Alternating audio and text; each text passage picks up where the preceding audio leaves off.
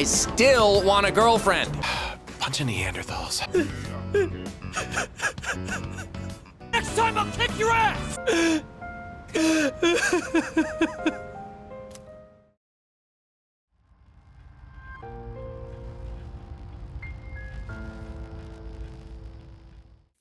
Good to see you, gamers, and Happy New Year to you all. I hope happiness is in abundance for everyone out there. And you'll want to hold on to that, because this video is going to expose the worst social links from Persona 3 Reload.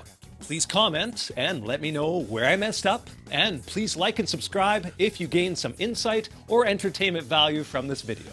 And let's not waste any time. Let's get this worst one out of the way. Oh, good lord, it cannot be done soon enough.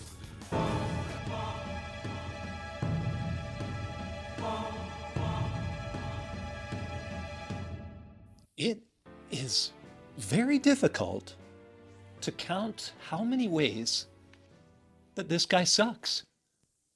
You need a friggin' calculator! Kenji, he's just awful. His entire story arc revolves around him pursuing and further investing himself in an inappropriate relationship with his own teacher. The concept is bad enough, but his attitude towards girls in general, how he's always asking the protagonist about his statuses with Yukari and whether he can just waltz into a room, how he boasts about stealing a teacher away from all the other guys who aren't trying to do this, you mean? And the fact that he gets convinced that a simple tutor acceptance by her meant true love is beyond naive. I'd hate to see you end up becoming a loser, you know? I sincerely hope the irony of that statement isn't lost on anyone. What a sleazebag! It goes all the way with this. He's all about going to cram school to make sure he can provide for her with a brand new life. As soon as I graduate high school, I'm gonna marry Emily. You think that's a good plan? Do I think that's a good plan? Do you remember when you were 16 years old? How many of us were even ready to do basic things like cook for ourselves, let alone provide eternal happiness for the love of our lives? Holy jeez. Everyone who plays this know how this is going to end before it even happens, including the whole, oh my god, everyone's found out thing. Inappropriateness aside, even the general progression doesn't make sense. At the end of Link 8, he's like, oh, I'm gonna need a plan to make this work, and you're gonna have to help. First of all, why would you ever collude with him in this inherently awful dumpster fire of a situation anyway? But even if the hero wanted to, that never happens. The next day, they're going for ramen, and it just so happens, by the luckiest coincidence in the world, they see her with another man. The protagonist doesn't do anything, besides maybe laugh at Kenji's misfortune. That's what I wanted to have him do, but I chose something else because I thought that would get this debacle of a social link over with sooner. What's worse? This is one of the very few social links that's forced upon you, and it happens right after the start of the game. Oh, you don't want to interact with Kenji? Nah, too bad. No, you're playing the game. You take this, and you invest in this character. Do it! Couldn't they have given this to literally any of the other more upstanding students and left this one optional one for players who, for some reason, were interested in this ridiculously inappropriate love story? Oh, and Kenji's name is very reminiscent of Kanji Tatsumi, one of the main cast of Persona 4, who I wish we could bring into this game to kick this creepy kid's ass. This is the kind of person whose motives would become clear soon after you met them, and so you would just stay away. But if you want to max out your quest for social links, you can't do that. You're forced to endure his ineptitude and dumbassery. You have to encourage him to marry this woman, and then be there to console him when his naive outlook on his future and love life crumble into bits at his feet. It's pathetic and sad. Why, Emily? Why? Even if he wasn't so unlikable from a personality perspective, look at this guy. He's the most cliched, blasé anime trope character in history. There are no distinguishing features that stand out as like, oh wow, I gotta get to know him. Maybe that's why he's resorted to his excuse of liking mature women. No one in his own age bracket wants anything to do with him. It doesn't improve as you move through it. I still want a girlfriend. Oh, trust me, unless you are a completionist, avoid the rest of the social link like it's the plague. Let's swap numbers. Bust out that cell phone. Yeah, bust out the cell phone? How's this for a response? Shut up and eat.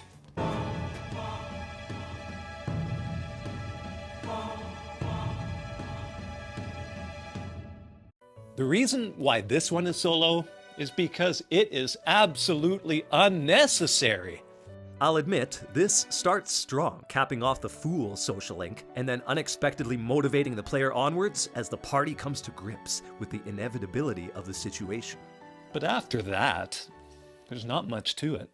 This cheesy, predictable, let's go team dialogue, which arises after each Gatekeeper Guardian defeat, was going to show up regardless of whether it was part of a social link or not. I'm not against the concept. JRPGs often lay the power of friendship, no regrets, this is what real heroes are, and we have to win this flavors on super thick. But for an entire social link to be comprised of each party member saying the same thing in slightly different words, I just think Atlus could have done more. For example, have some emotional get-togethers among several of the main cast at a time as you progress through January, instead of regurgitating this "we can do it" jibber-jabber for an hour. In fact, the protagonist just echoes the same damn thing 9 times. I can sense everyone's strengthened resolve. I can sense everyone's strengthened resolve. I can sense everyone's strengthened resolve. Sense everyone's strengthened resolve. Strengthened resolve. I can sense everyone's strengthened resolve. I can sense everyone's strengthened resolve. I can sense everyone's strengthened resolve. Strengthened resolve. Strengthened resolve. Yeah, we get it.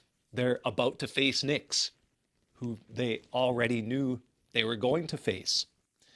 For a month now. There's only 22 social links, most of which take months to complete. But this one, from level 2 to 10, is maxed out in an hour and isn't really evolving throughout that time. Judgment is a heavy topic. Maybe give Officer Kurosawa a chance with this. We never find out anything about that guy at all. You could explore the moral dilemma he has, selling weapons to teenagers, investigate his inner monologue about what's really going on with the Dark Hour, and maybe go into some inner workings at the police station, some conflicts he's having with his superiors. Any of that would be more unpredictable and compelling. Again, there's nothing offensive or otherwise aggravating about what happens in the social link, but there's no reason for it, especially since there's already an entire party bond link that we just referenced, which will be ranked much higher. As judgment can be in real life too, this social link is repetitive, rushed, and saturated with cliches. Next!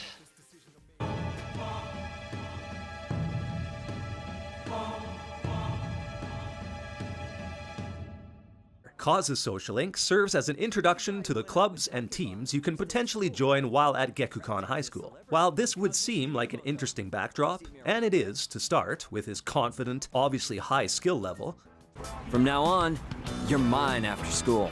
Better not think you're getting the easy treatment just because you joined mid-season. getting you intrigued at where this is going, this social link quickly grinds to an aggravating standstill. He loses a lot of his allure and influence immediately, as the protagonist destroys him at practice. Kinda sucks. You totally destroyed me. And it gets worse. Persona has always dealt with some intriguing, heavy issues. You contemplate the meaning of life, the inevitability of death. You contrast the straining, arduous struggle with the elation of overcoming something that you never thought possible before. Well, here in this social link, the dramatic point of contention is that Kaz hurts his knee. Let's get go. Ah!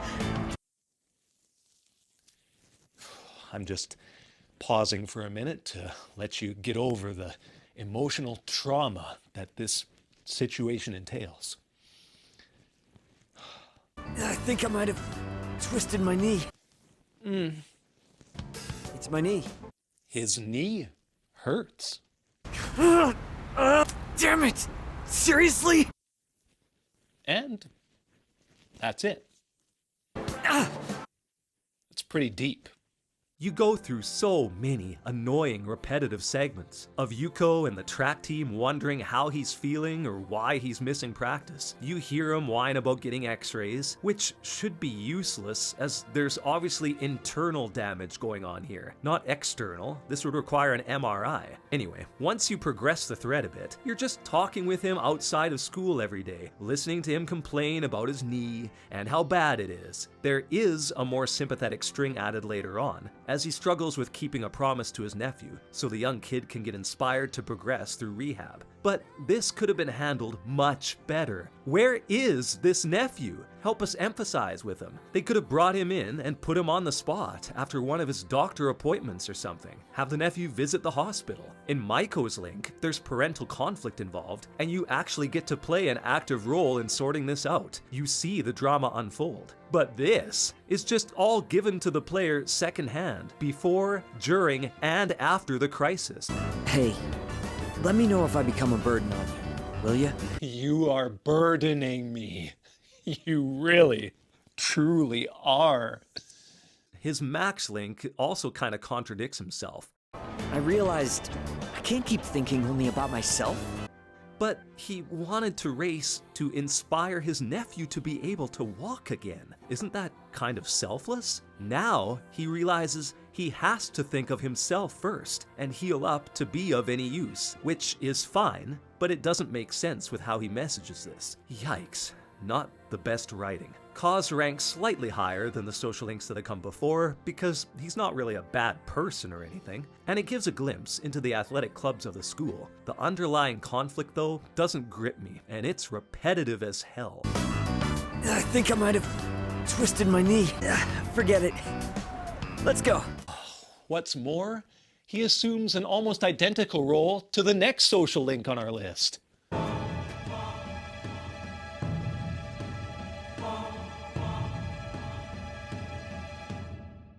A thousand apologies for the redundancy. That's the main reason why Mamoru is this low on the social link ladder, though. He and Kaz have so much in common. They're both athletes. Hell, they're both runners, and both of them are trying to keep their families in the best situation possible. Mamoru is higher because I felt a bit more sympathy and emotion considering his plight. Despite the tough lot he's endured, he's kicking ass and winning all of the races, instead of being in a perpetually injured and whiny state. This dude is so good, he eats for free at every restaurant in town, but he has to do that for the scholarship money. Securing his future, he feels, is the only way that can keep his large family fed. And when his mom passes out from overworking herself, that's a tough thing to hear. Damn it! It's all my fault. We all know someone who works too hard, and some of you out there might have had that similar feeling of feeling useless when a bad fate befalls that person through a chain of negative events, even though it was from no fault of your own. So there's higher stakes here. The amount of work this guy must go through is a list a mile long, but the biggest issue is the lazy character concept. He's another track star with family burdens to deal with. He just has more talent and more baggage than Kaz. There's more activities to do in high school. Heck, there's more sports even. Couldn't they have created a new one for the kendo team or the swim team? You're never even given a choice to join those clubs. It would have given some graphical and thematic variety as well. Some of his sessions don't seem to have any point. Like here, he just talks about how he's more hardcore than the other athletes, which we already knew from the very beginning. Sorry, that was a weird conversation. I'd call it pointless, but yeah, sure, weird, whatever. And really, who runs 100 laps around the city immediately after competing in a food eating contest? I don't care how good a shape this guy's in. jumping off and running a mile after eating that much that fast? There is no way his bowels are gonna agree with him. He's gonna end up in the washroom or even a more embarrassing situation very, very soon. Oh, man. Another thing that pisses me off about this social link is how many days it steals from the summer. You have to train for days on end when you'd rather have the protagonist fighting monsters or flirting with people. And all to what end? To lose no matter what, and then meet another guy who's just a buffed up version of the other guy you already met. This is a lazy effort. You see him again? Tell him this. Next time I'll kick your ass! Our next social link definitely cannot be described as lazy. But what's worse, a lazy person or an overbearing one?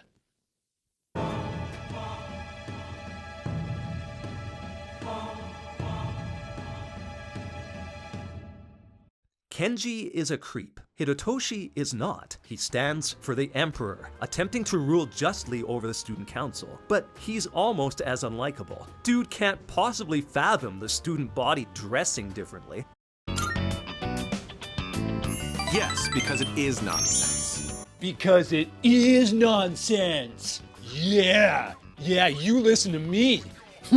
Yeah, I'm a somebody, damn it. Look, you have two choices. Either help out and prove you can be trusted, or refuse and prove you can't. He's such a hard ass. Girls, unsurprisingly, don't care for his methods either. Accusing people in the hallways left and right. I swear, he is obsessed with this cigarette butt in the toilet as if it were a robbery or an ongoing bullying abuse situation or somebody threatening to hurt themselves. He even drives off his own student council members away with his obsessiveness and refusal to listen to other opinions. With that logic, this is never gonna end. I'm done with this. You're on your own. It's both appalling and unrealistic how much attention is paid to this one pretty minor incident, as well as how long it's drawn out. Depending on how often you talk with this prick, months may have passed, and he's still not any closer to solving this mystery, or adjusting his tone, or tactics. Chihiro mentions it on May 27th. Now, it's almost Christmas! It's that cigarette butt in the boys' bathroom. I have to hurry and narrow down my suspects. Narrow down suspects? You've waited 5 months to even get to that small step? Then, the big climax of this situation happens. It seems the teachers want the student expelled as soon as we find out who it is. Expelled? For a cigarette butt in the toilet? It's definitely wrong and deserves punishment, but that's going way too far. And secondly, the whole school year is almost over, and you still haven't figured this thing out? Look, it's still going on in January. I think it's about that cigarette butt. The world is ending in a few weeks, and this guy spent his entire last year of high school running around trying to find the owner of a cigarette butt. And then we find out that... Cigarette butt incident is going to be dropped. Oh my god! What was the point of all this then? Hidetoshi does soften up, especially here when he speaks about amendments to the school uniform policies. So there's at least a sliver of growth. Holy crap! Did that just come out of his mouth? I think this is the first time he's cared about anyone else's opinions. He learns about trust, but my god, it's such a simple, basic human skill that needed a whole year to figure out. He also provides a reasonable morale and makes some intriguing points about both society and sincerity. But the people he talks about are never seen or heard from, so it's not as impactful as other directly involved social links. And yeesh, it doesn't make up for how ornery he is the entire way through. Bunch of Neanderthals. Also, the entire saga plays out within the student council office. Now that I think about it, we've never hung out outside of school before. One thing I'll admit is he has good enough judgment to not once think that the protagonist had anything to do with the wrongdoing. So there's that. The moral code deserves some kudos, and it does show progress toward his enlightenment. But the whole experience is just a boring slog that doesn't have a lot of payoff. The activity dialogue makes no sense either. The hours flew by as I worked hard on my tasks. Anyone who's been a part of councils or committees knows that meetings in particular do not fly by. The only real good that comes out of this whole chore is that Chihiro becomes introduced by proxy, I'm Chihiro Fushimi, the treasurer. which is a link much higher up in the rankings. Is that a spoiler? Nah, shouldn't be a spoiler. This guy finally changes his mentality towards the end, but it seems like a very abrupt character switch. And who wants an entire social link based on discipline and rules? They think freedom is a life without rules. Well, buddy, here's the thing. Rules, procedures, playing everything by the book, that's everything that the core audience of this game, adolescents, don't give a rat's ass about. And neither do I. I'm a badass. Yeah. No, I'm not. But seriously. Bunch of Neanderthals.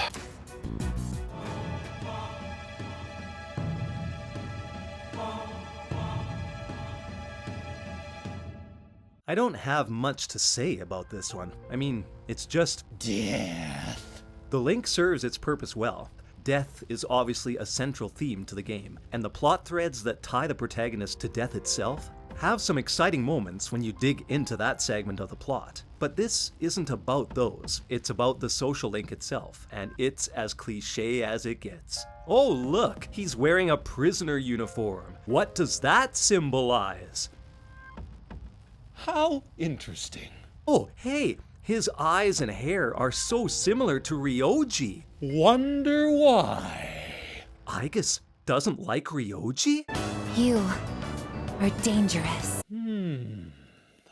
The mystery isn't too tough to unravel. Another cliched feature is that Pharos has amnesia to start with, so as to not give away too much. Just slow trickles of plot feeding to the player as you go. It's the most tired and cliched JRPG plot device ever. You get links to the protagonist's parents' demise, the fact that it's the world itself wishing for death, and not a single entity intentionally causing it, how Strega is going to start to become a major player in the whole thing, and it gradually starts to come together as you interlace all the characters and events, as well as the whole backstory with Aigis. This social link is just plot material, without many realistic or relatable circumstances, and the foreshadowing is pretty easy to see through. All of those combined, to me, means that the death link shouldn't be ranked too high. Oddly, I didn't realize it just playing through the game, but this social link skips levels 2, 4, 7, and 9. Death is really in a hurry. Maybe that's why the Reaper can now follow you up the friggin' stairs in Tartarus. Game wants to make it crystal damn clear what the main message of Persona 3 is. One thing I will say, it's fitting that you have to max the death social link. It's so true. True of this game. True of each and every one of our lives.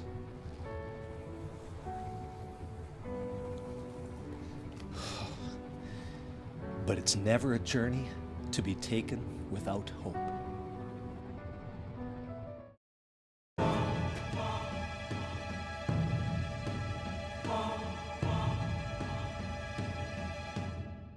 Whew.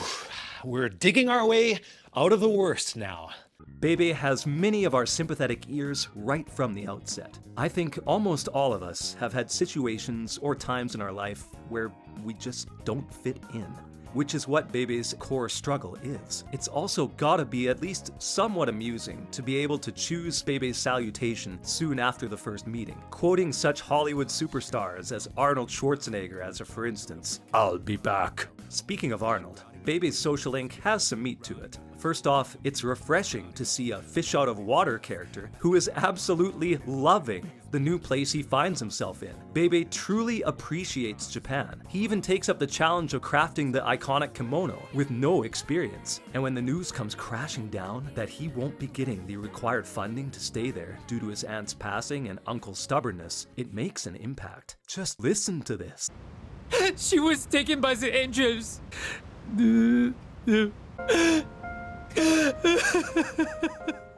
But that's also a bit of the reason why he isn't ranked higher. Bebe is repetitive to listen to. Guys, You understand? And with you at my side, I know I will find a way. With you in my corner, I have nothing to fear. Also, he doesn't seem to have any inherent flaws. Other links deal with a teenager's own limitations, mistakes, or shortcomings. Bebe is presented as just a victim of circumstance, because he's an outsider and there's a freak tragedy that happened in his family. He's also seemingly perfect at his sewing. He doesn't make any errors. I must sow! Sow like the wind! The only thing he was missing is that special connection, which he finds in the protagonist. If my aunt was still alive, I would tell her about what a wonderful friend you have been to me. Though I do enjoy how Bebe's own good nature, returning Bunkichi's wallet, leads him to find that lifelong friend he was searching for. I guess you can make the argument that if you don't form this social link with the protagonist and Bebe, his entire year and existence would be awful, and he would have easily crumbled and moved back, and we wouldn't get to hear this amazing letter that's written to the protagonist just before the end. In fact, if you fail to communicate with Bebe before the third full moon, you'll find a note on the door that reads, "You never came. Sorry, I am gone now." That does make a person feel guilty. Also, everything is 100% emotion all the time, whether it's sad, angry, or happy. I made so much progress today. I want to stay here, in Japan, even if I have to eat dirt. And now, we put the final touches on this kimono. Merci, arigato. Thank you. 3 languages even! It's fine to show enthusiasm, but even praise and warm fuzzies get repetitive when it's all that we hear. Bebe still resides in the bottom half, but I respect his journey and his resolution. And I'll always respect how over the moon he is for Japan.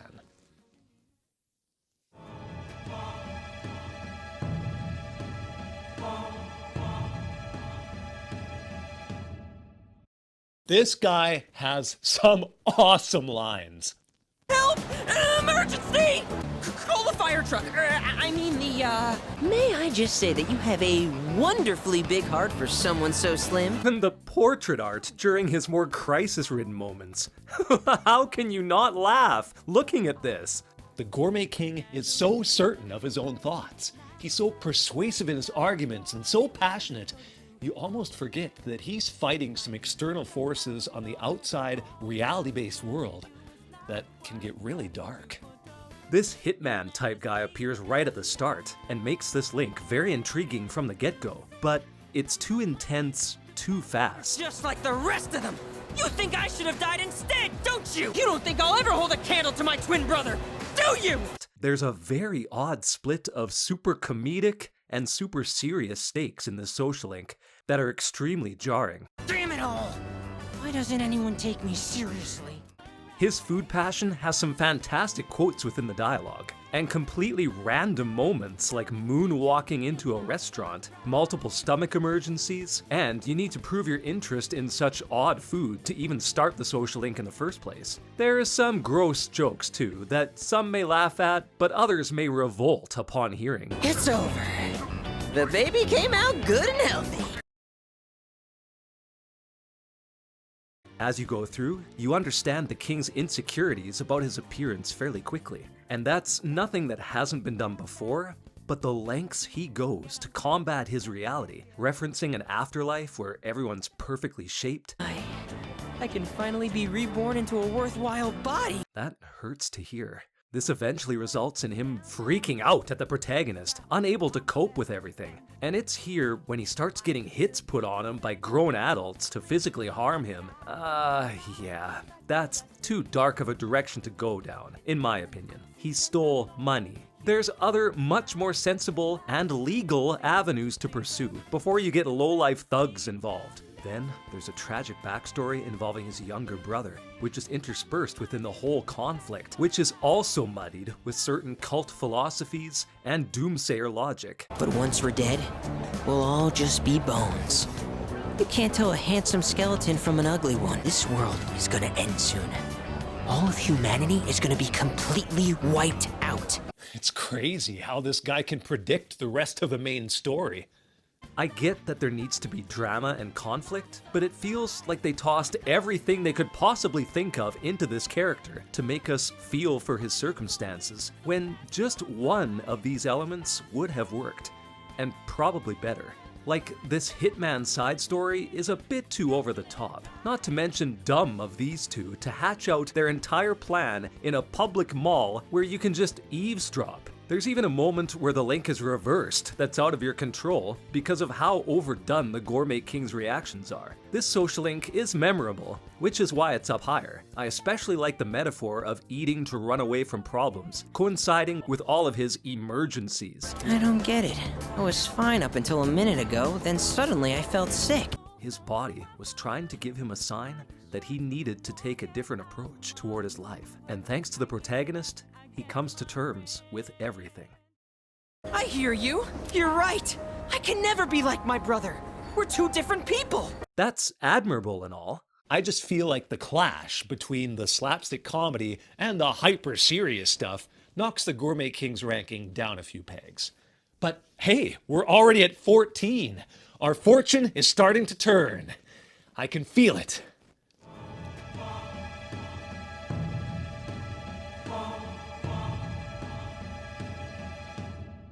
We're getting closer to my favorite half now.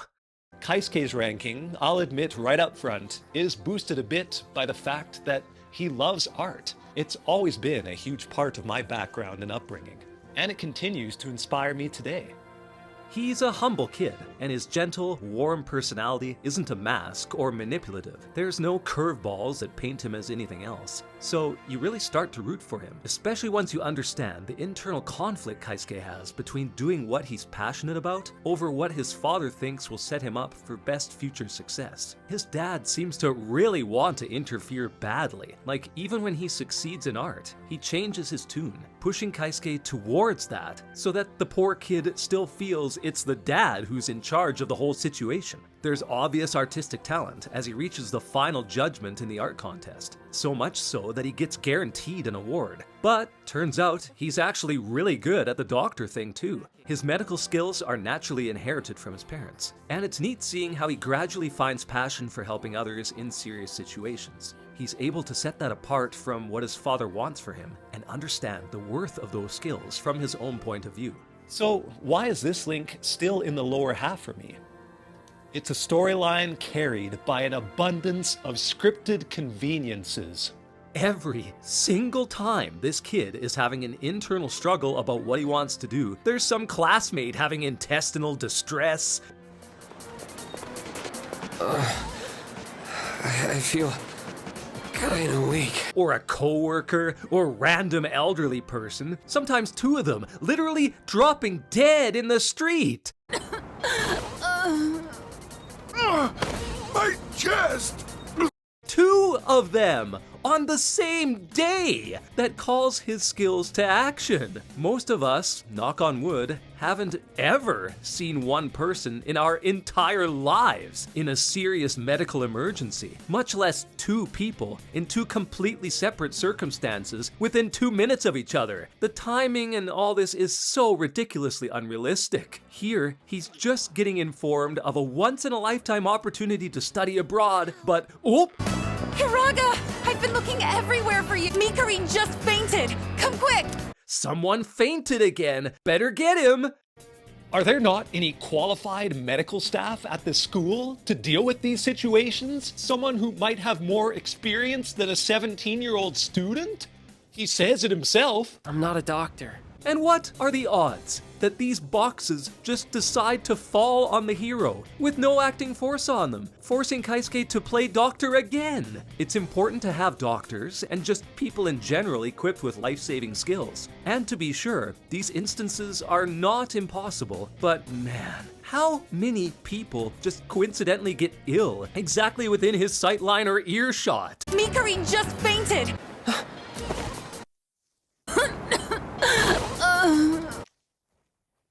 My chest! They could have come up with a better way to show the value here without all these Deus Ex Machina moments over and over. I mean, if I keep you alive, we get to spend more time together. They should have ran and got Kaisuke. Right then and there. God, this kid always just seems to appear whenever somebody needs him. But here? Well, what about this? It'll be okay. Stupid video game logic. Oh, jeez. Let's just move on. God, stupid NPCs never there in the plot when you friggin' need them. God, all they had to do was save the guy, but no, can't do that. Pisses me off.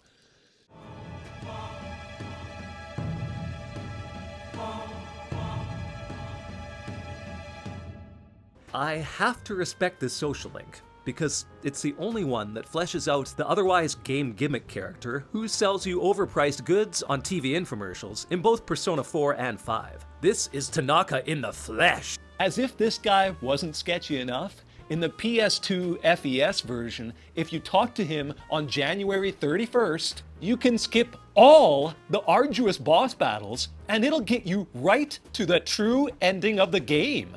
Who knew that deceit, smoke and mirrors, and manipulation had this kind of power? Not the best lesson to teach aspiring adults as they go for this game-breaking cheat.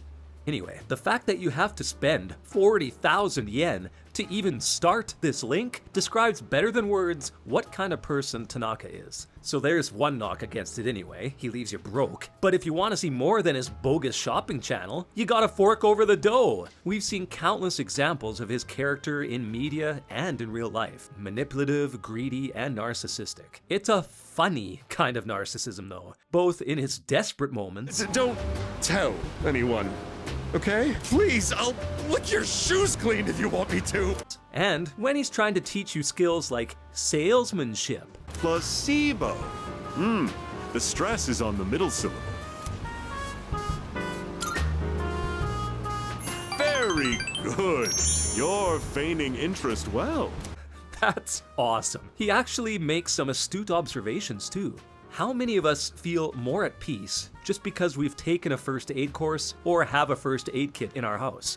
Who knows how we would actually respond in a life-threatening situation where we actually needed all this stuff? But hey, I got a first aid kit, and therefore I am completely prepared 100% for any woe that befalls me. Yep, I'll just have it here. That's all I need. He encourages aggressive stock trading, loves the greed and irony of those stockholders being his audience, all the while still being very paranoid of the protagonist revealing any truths about him. If you go back on your word, you might be surprised to find your profile suddenly on an internet dating site. Sometimes it goes past humor and shows his awful side though. He asks about seeing through people's bathing suits, then takes comfort in the fact that no one who complains about it not working would ever step forward and reveal their identity in a court setting, lest they be found out for purchasing such a creepy product in the first place. So, he takes his money and moves on to something else. That's pretty low. Then there's the moments he feels he deserves sympathy for firing a worker. What are you talking about? You should feel sorry for me. And blames a financial situation on him, followed by his glee at using a high school reunion to accentuate how lesser his classmates turned out. Like, really, money is everything, I guess. Full-blown narcissism, hiding behind a false self, and needing to boast about his accomplishments to anyone who will listen. The irony is that Tanaka has enough insight to acknowledge some very tough-to-hear truths, like how the world judges more by appearance than reality. But it's a philosophy that he himself follows. I buy expensive ties to win people's trust. All of this good and bad, mostly bad. It becomes very engaging to listen to. And it even manages a bit of warm fuzzies, with the president eventually not worrying about the protagonist blabbing. Well, I guess I can trust you. Run along now. Maybe a narcissist can learn to trust, on very rare occasions. After getting alarmed at the prospect of righteous people actually fighting back, Tanaka begins to comprehend his own behavior from an outsider's lens, however slightly. He even donates money eventually to help some orphans, despite trying to cover it up as a long-term investment. Tanaka is extremely intelligent, but he uses his knowledge almost exclusively for the betterment of himself. So he stays in the bottom half for me. I just can't promote narcissism. But I'd be lying if I said that this wasn't a fun social link to sit through. So, who is the unfortunate soul who just missed the top tier of Persona 3 Reload social links? Well, this person doesn't even have a soul.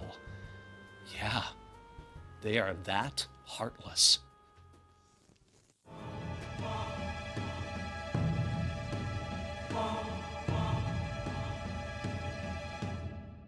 Maybe this one shocks you a bit? Or rage? Yeah! Stupid dumbass! Doesn't know jack about Persona! Activate keyboard warrior power! Yeah, you think you know something? I'm gonna tell you what I really think of you! Rage is a common go-to when we disagree. But seriously, a main party member in the bottom half? The character that's probably most important to the game's story? How? In a similar vein to my Judgment social link explanation, Aigis' bond with the protagonist is something that just naturally happens over the course of the story anyway. You could just leave Aigis hanging the entire month of January, and she'll still learn how precious human lives are. She'll still cry tears for the first time when the protagonist comes back with a month of borrowed life, and will always be there in his final moments to let him pass in peace. Not only this, but since the link starts up in January, it's either burn through the month unrealistically hanging out with Aigis every second day, or just abandon it and max out all the rest of your maturing social links. That's not to say there's no substance here. Aigis grows, and she notices it. Simple realizations, like how she wouldn't have cared about the scenery, gazing over the Gekukan rooftops before bonding with people. Moments like dogs biting her, only to hurt their teeth, reaffirming her machine-based reality, making her budding human emotions cry out in pain. You chuckle as she struggles with human phrasing. What goes around, comes around to hit you in the back of the head. She might be so hungry, she could eat a house. Or was it hungry as a house? And there's a surprisingly touching subplot with this old lady teaching Aigis the lessons of loneliness and death through this missing cat. Come on, who didn't tear up when the old lady explains how, after seeing her one last time, the cat disappeared to find a place to wait out its final days alone? It's also interesting how Aigis' understanding of people's bonds together is already far advanced from most teenagers, as the granny's grandson simply lives for the moment. What more do you need out of life than to have a blast? To have a blast? But a lot of these comments and themes, it's all baked into the main storyline. We're not going to go through the game without them. And as I've said, especially during the ending, this social link just reinforces what we already know about the themes, the character, and the story. So it can't really rise above the more original content the best half has to offer. I gotta give credit where it's due though. The voice actor for Aigis is just amazing. You really feel that rift between what her heart wants and what her physical makeup prevents. I've come to realize that this is the kind of connection I can never have.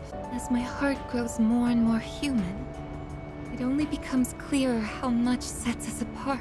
But having said this, the rushed nature of the link contradicts how slowly the game portrays Aigis' understanding of human emotion. And for me, that's too jarring to put her in the higher tiers. Also, the romance ending with Aigis is just... it's awkward and strange. It's moments like this that remind us, oh yeah, this is a Japanese RPG. And if you delve into it too far, you might regret it. If you make direct contact with it, your genetic information will most likely be burnt into it. Well, gamers, that's where the bottom half of Reload social links ended up for me. Which ones are you absolutely mortified with? And did I get any? A single one of them right? Probably not. I know. Please let me know where you would rank each of these characters. And hey, if this is entertaining, please like and subscribe to Gaming Introspection and tune in next week where we tackle the top 10 of Persona Reload social links. Thanks so much for tuning in, gamers. Happy New Year, It's always good to see you.